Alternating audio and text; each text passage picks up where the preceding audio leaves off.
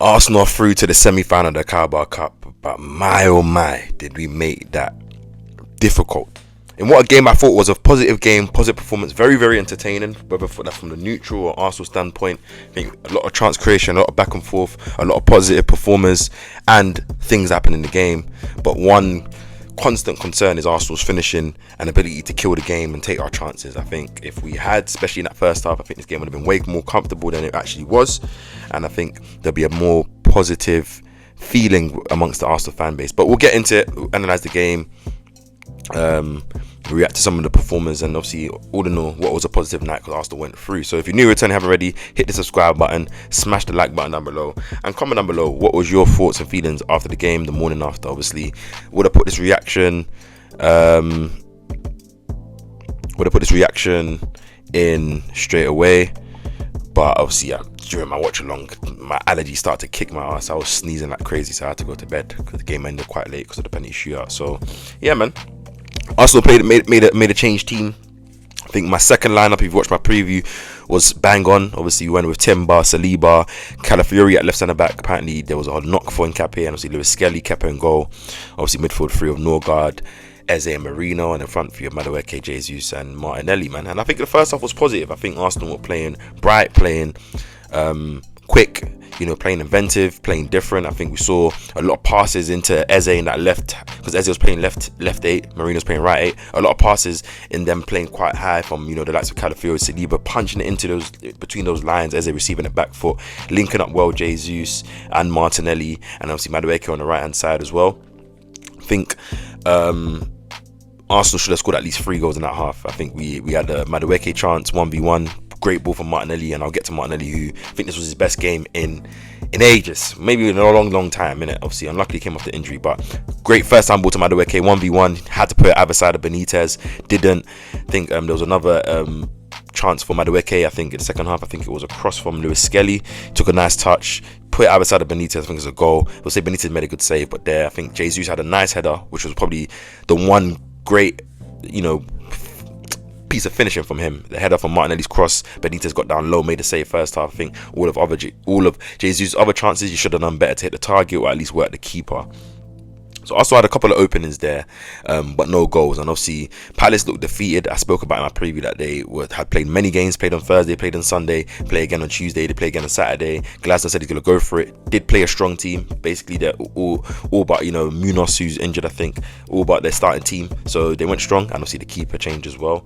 But they looked tired. Arsenal looked dominant, 81% possession in the first half. I think 13 shots. It was good and fun. Was doing a watch along with Waffle Done. We'll just say more of the same. Second half, obviously Glasner made 2 changes, took off that. I think it was Canvo, obviously, and we'll talk about, obviously, first half Martinelli was the star of the game. He absolutely cooked this guy. I think his name's Canvo. Cooked him. Every time Martinelli got the ball, he had the intent. Sometimes it didn't go through, he'll try and knock it past, it will get blocked, or it will go out of play, or it will get tackled. But the intent to take his man on every single time was there. It was like someone told him, bruh, if you don't perform this game, like, you're down to 4th in the pecking order. Or I don't know, the Semenyo to Man City news or something. Something got him angry. But he absolutely was skinning. And it wasn't just that, it was the final third in terms of whether it was the passing behind for a Madueke or a Jesus, or a crossing behind to whoever, or just making the right decision. Obviously that the chance that he sat down, I think it was Canvo, he put it on a plate for Timber, who headed it just wide. He was doing his thing. Obviously got injured trying to go through 2 guys. I think he got double teamed in the end, knee to knee. Hopefully it's nothing mad. He came out for the second half, but you can tell he wasn't the same. There's a lot of good performances. Calafiori left centre back, he looked very, very interesting, looked very composed, very aggressive, very assertive in his dominance in terms of his aggressiveness, both physically. He had Mateta that he was going up against, handled him well, but also on the ball, like, his passing was crisp, inventive, risk taking, very, very comfortable. Let's just say that. Calafiori and Saliba, centre back pairing looks very interesting. Obviously Saliba, again, another monstrous performance. I think since he's come back from his injury, the last 4 or 5 games, he's been excellent. Obviously goes under the radar because we're used to it, but people should never underestimate that. I think it's another positive game from Lewis Skelly again. I think his last couple of performances have been good. Again, came onto the pitch, was great.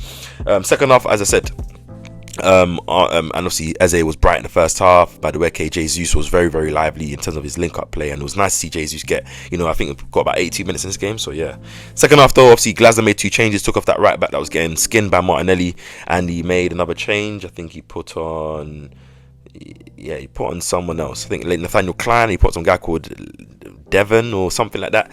He took off Nketiah, and obviously Palace started to get a foothold in the game, started to pass the ball, started all of a sudden can break our press, all of a sudden started to create some chances. Obviously in the first half they only had a couple of openings when Arsenal committed too many men forward, but they did nothing to it.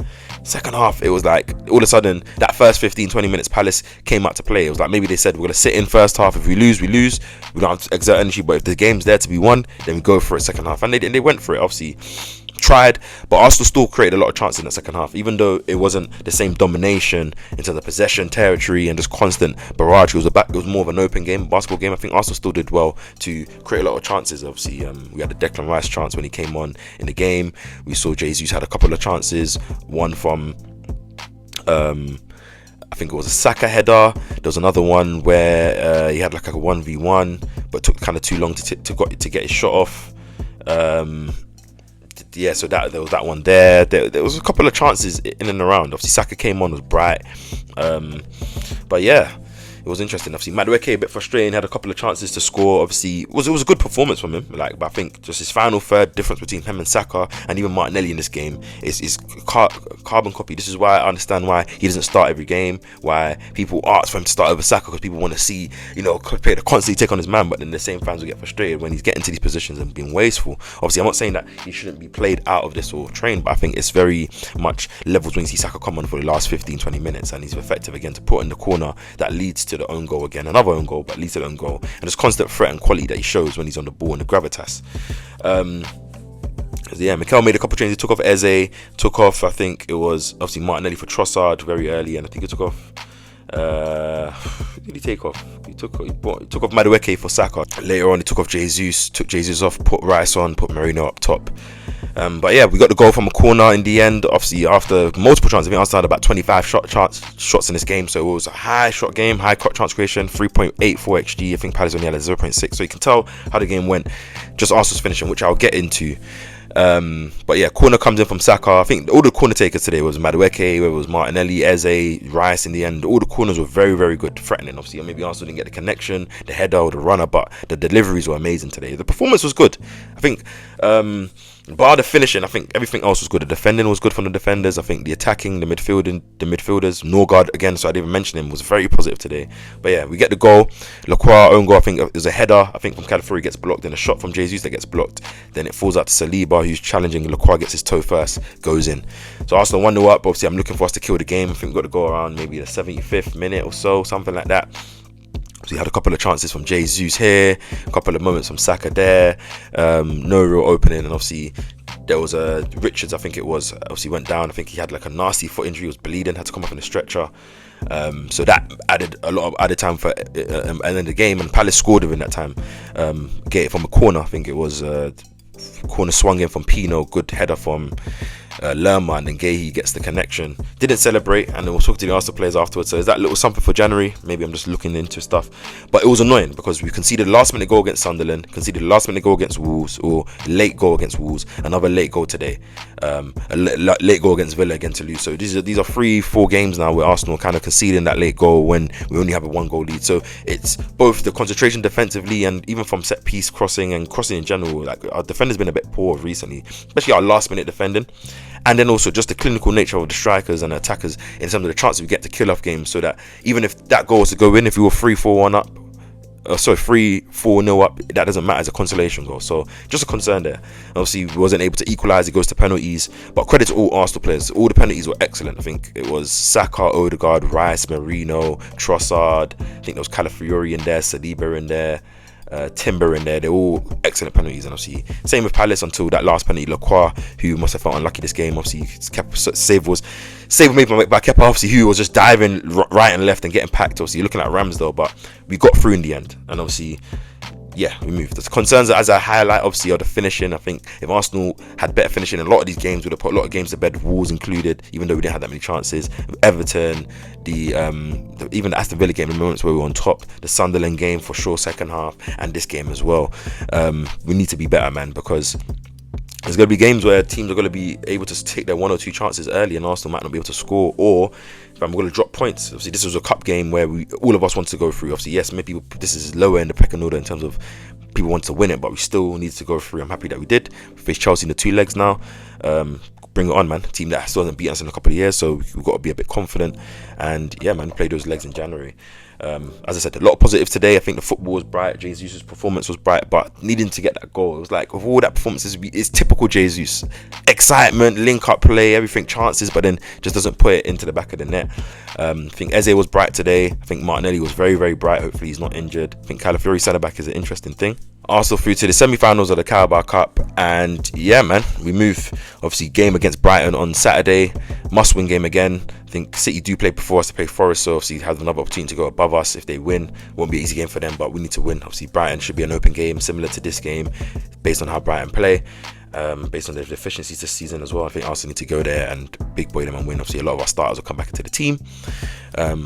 3 wins in a row. I guess we won't count this as a win, but we've got to win on penalties. So 3 wins in a row, and we move on to the next game. Hopefully get a win and, make a festive period. But I still got the win. No sadness before Christmas. Obviously we enter the semi-finals, and then obviously we'll see what we do after Christmas in that Brighton game. It's been your boy KAPE. Comment down below. What do you agree or disagree with what I say in this video? Like this video, subscribe to the channel, and I'll catch you guys in the next video.